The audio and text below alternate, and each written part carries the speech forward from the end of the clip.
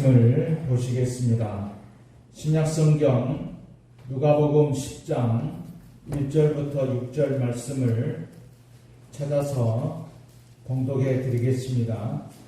누가복음 10장 1절부터 6절 말씀을 찾아서 봉독해 드리겠습니다.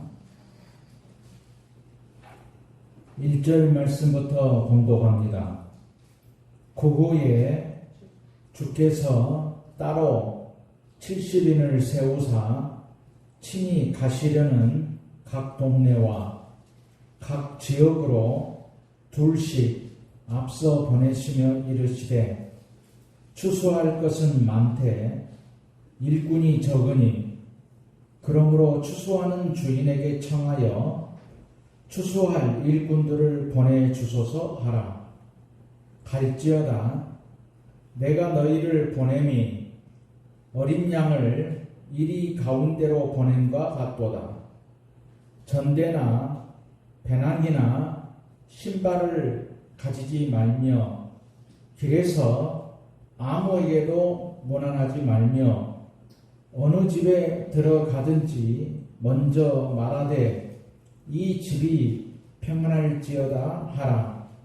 만일 평안을 받을 사람이 거기 있으면 너희의 평안이 그에게 머물 것이요 그렇지 않으면 너희에게로 돌아오리라. 아멘. 오늘은 추수감사주의를 맞이해서 전하는 자의 행복, 그런 제목으로 말씀을 드리도록 하겠습니다. 추수의 기쁨은 농부의 기대감의 결과이기도 합니다. 추수는 농부의 수고와 땀의 결과입니다. 농부가 먹고 살 앞날에 대한 감사의 기쁨이기도 합니다. 그릇이 큰 사람은 추수의 결과를 어려운 사람들과 나누겠다는 생각을 하는 기쁨도 있을 것입니다. 추수는 모두가 행복해지는 결과입니다.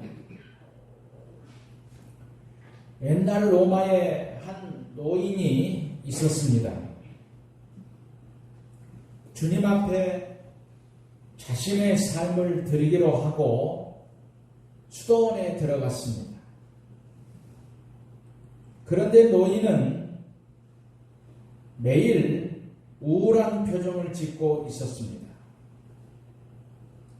동료들이 이유를 묻자 대답하기를 다른 사람들은 모두 주님을 기쁘시게 하는 재주를 한 가지씩 가졌는데 나는 그런 재주가 없어서 슬프다 말했습니다.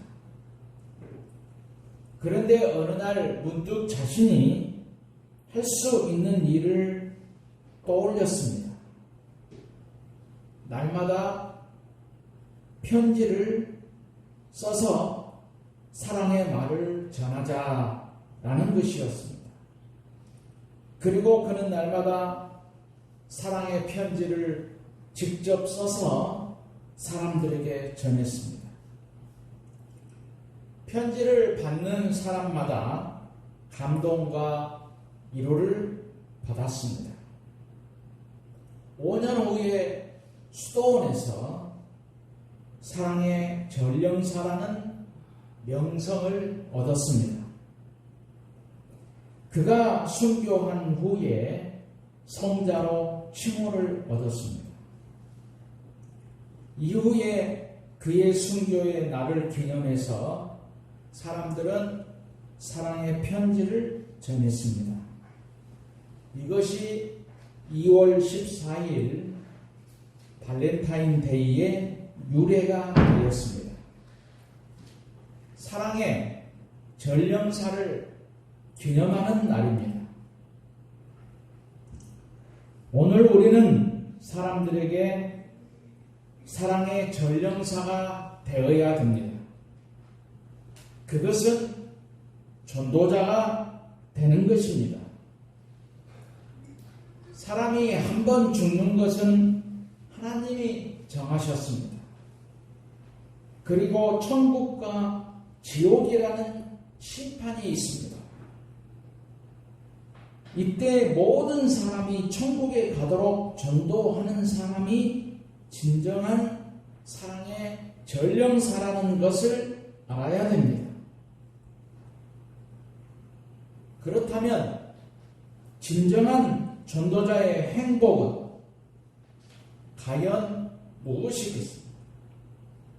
그것은 첫째로 전도자는 앞서가는 일꾼이기 때문에 행복한 것입니다. 오늘 본문 1절에 그 후에 주께서 따로 70인을 세우셔서 친히 가시려는 각 동네와 각 지역으로 둘씩 앞서 보내시며 라고 말씀하십니다.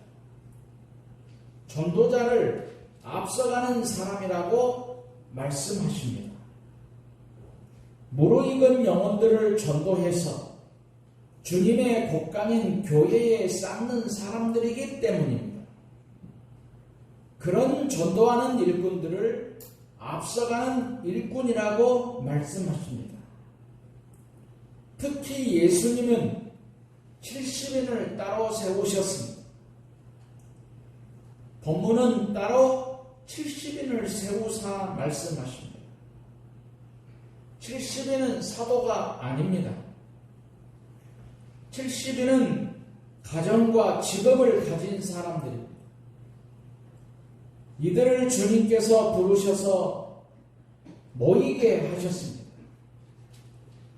전도 훈련을 받습니다.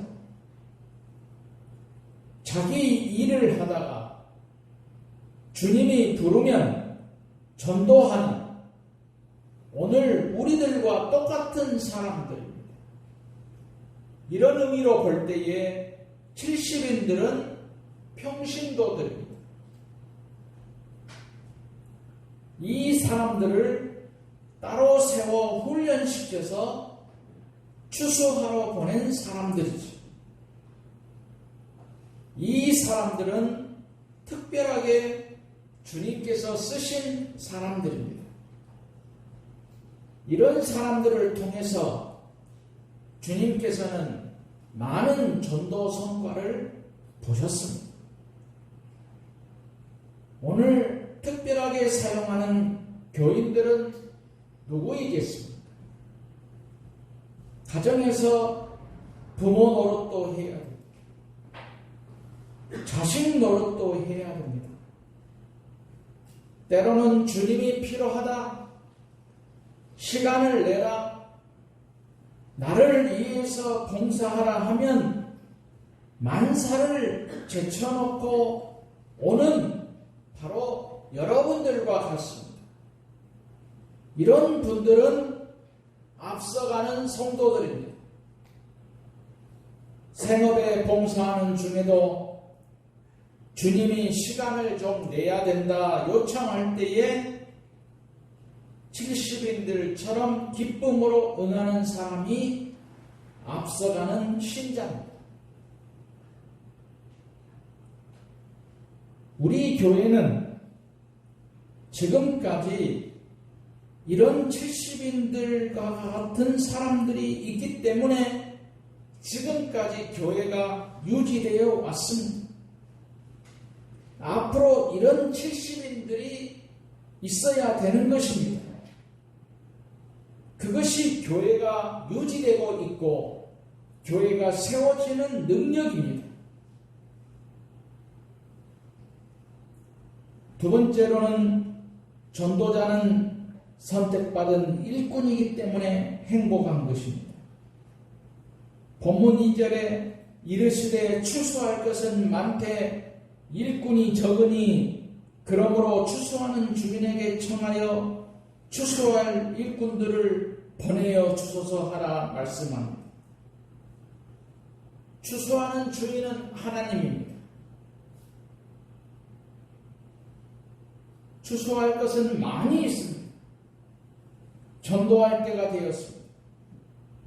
그런데 전도할 사람은 적다는 것입니다. 하나님께 말씀드려서 추수할 일꾼들을 보내어 주소서 하라는 것입니다. 하나님께서 보낸 일꾼만 하나님께 적합한 일꾼입니다. 그런데 하나님이 보내지 않았습니다. 인간적으로 자기가 욕심을 내어서 일감을 떠맡은 사람은 하나님의 일꾼이 아닙니다. 하나님이 보내지 않았는데도 욕심으로 떠맡은 사람은 반드시 자기 고집을 부리는 것입니다. 자기의 뜻만 관철하려고 합니다. 자기의 방법대로 하려고 합니다. 그때 교회가 문제가 생기는 것입니다. 이런 사람들은 자기 주장을 내세우는 사람입니다. 교회와 영혼을 먼저 생각하지 않는 사람들이죠. 그러나 하나님이 믿음으로 훈련시키십니다. 하나님이 보낸 사람은 자기의 뜻을 고집하지 않습니다. 하나님의 뜻을 고집합니다. 하나님의 방법대로 합니다. 하나님의 목적에 충성합니다. 그런 일꾼들이 있는 교회는 평안한 것입니다. 교회는 세상과 다른 곳입니다. 교회는 교회대로 봉사하는 방법이 있습니다.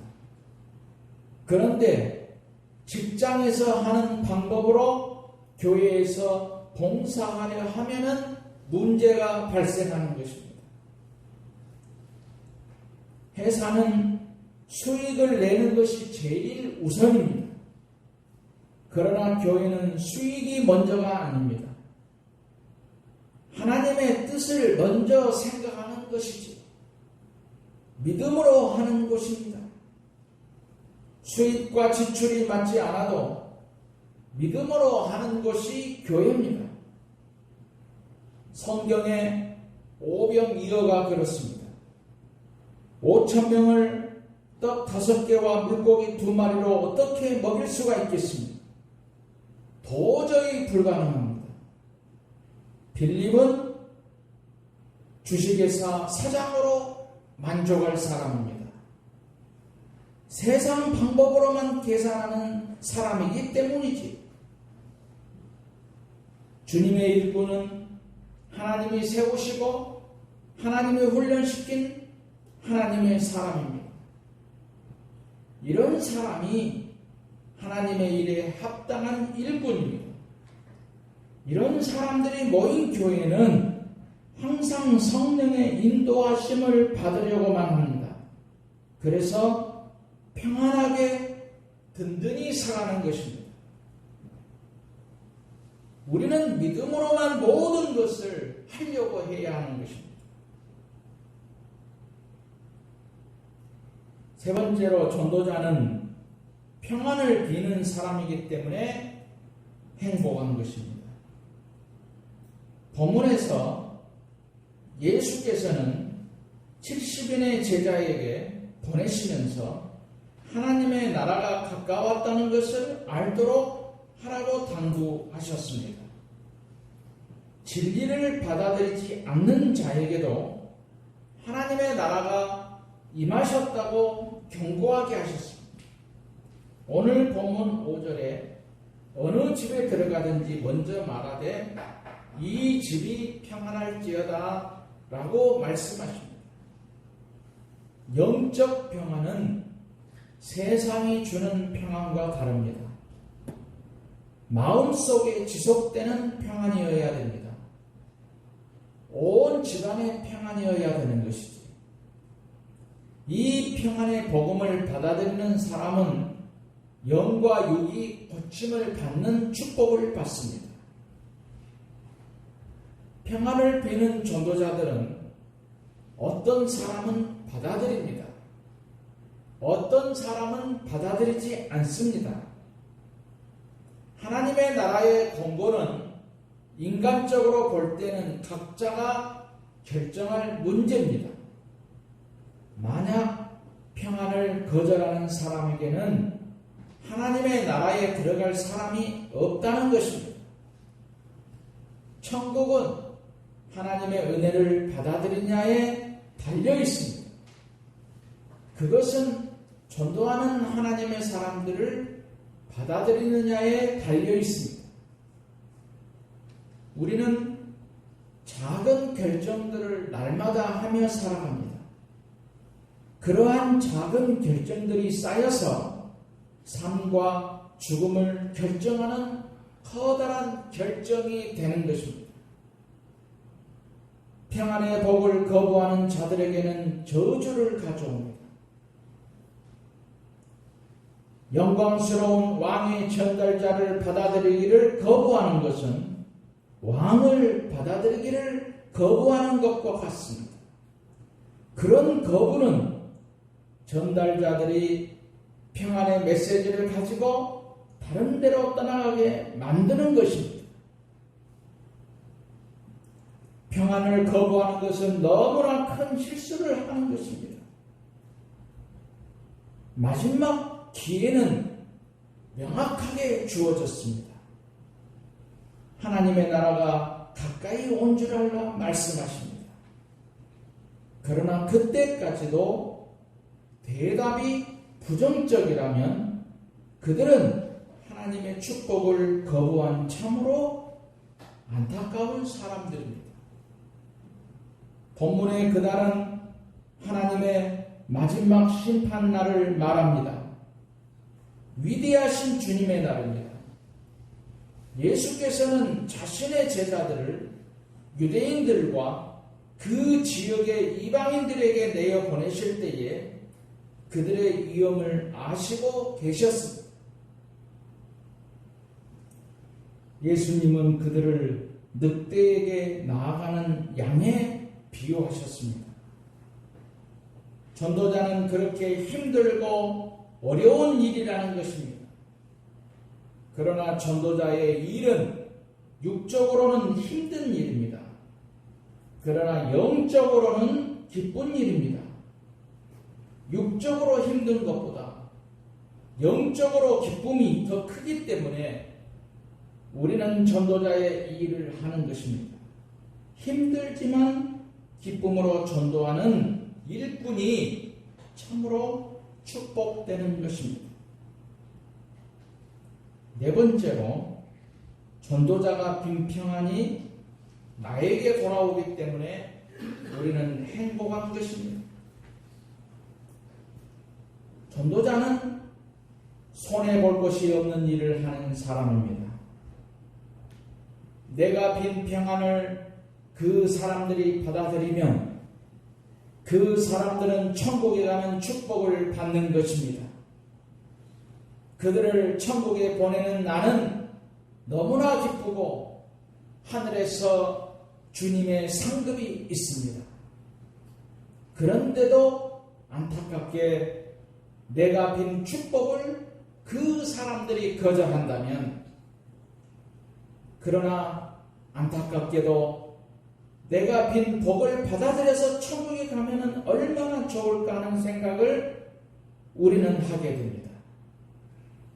그러나 그들이 그것을 받아들이지 않는다면 그 복이 나에게 다시 돌아온다고 말씀하십니다. 오늘 본문 6절에 만일 평안을 받을 사람이 거기 있으면 너희의 평안이 거기 있을 것이요 그렇지 않으면 너희에게로 돌아오리라 말씀하십니다. 이 말씀을 보면 전도자는 손해보는 일이 아닙니다. 내가 전도한 사람이 복음을 받아들이면 그 사람이 구원을 받을 것이고, 그런데 전도를 받은 사람이 복음을 받아들이지 않으면 내가 전한 복이 나에게 돌아온다는 것입니다. 이런 장사는 없습니다. 복음 장사는 절대로 손해보는 장사가 아니라는 것이지. 초대교회의 모든 성도는 전도자의 은혜를 입었습니다. 그리고 너무나 기쁘고 즐겁게 주님이 부르실 때에 전도자로 자원하여 봉사했습니다. 오늘 우리가 이런 사람들이 되어야 됩니다. 코로나로 인해서 모든 것들이 막혀 있는 것처럼 보입니다. 그러나 이런 와중에도 하나님이 예비하신 영혼들이 있습니다. 오늘 구원을 받아야 할 영혼들이 있습니다. 그러므로 우리는 주저없이 전도자로 달려가야 하는 것입니다. 신앙인은 두 번 태어나는 것입니다. 옛사람은 죽고 물과 성령으로 거듭남이 있어야 됩니다. 그리고 사명자로 다시 태어나야 됩니다. 우리는 전도자로 부름을 입었다는 소명의식이 있는 사람으로 다시 태어나야 됩니다. 어느 날 왕이 관리를 뽑기 위해서 사람을 모집했습니다. 두 사람이 마지막에 올라왔습니다. 왕은 그들에게 시험 과제로 우물물을 길러 올리도록 했습니다. 바구니와 두레박을 하나씩 주었는데 두레박으로 물을 길러서 바구니에 가득 채우라고 했습니다. 말도 안 되는 일을 시켰습니다. 한 명은 불평했습니다. 이것은 시간 낭비이고 쓸데없는 짓이다 하고 돌아갔습니다. 한 사람은 이 일을 계속했습니다. 하루 종일 일을 했습니다. 우물물이 바닥이 났습니다. 그런데 웬일입니까? 그 바닥에 금덩어리가 있었습니다. 임금은 그에게 금덩어리를 주고 그를 고급 관리로 등용시켰습니다. 이 친구는 성실하게 자기의 일을 끝까지 담당했기 때문입니다. 우리는 한번 기도로 준비하고 조심스럽게 영혼들에게 접근해야 됩니다. 그리고 확실하게 십자가 피 묻은 복음을 전해야 됩니다. 복음을 전하는 것은 미치는 것 같지만 큰 이익을 보는 것입니다. 그것은 나에게 상급이 돌아오는 것이기 때문이지요. 우리는 기쁨으로 전도자의 사명을 잘 감당하려는 신실한 일꾼이 되어야 합니다. 오늘 추수감사주의를 맞이해서 전하는 자의 행복, 다시 한번 우리가 전도자가 되어서 신실한 일꾼으로 추수의 기쁨을 맛보는 우리 모든 성도들이 다 되시기를 주님의 이름으로 축원드립니다.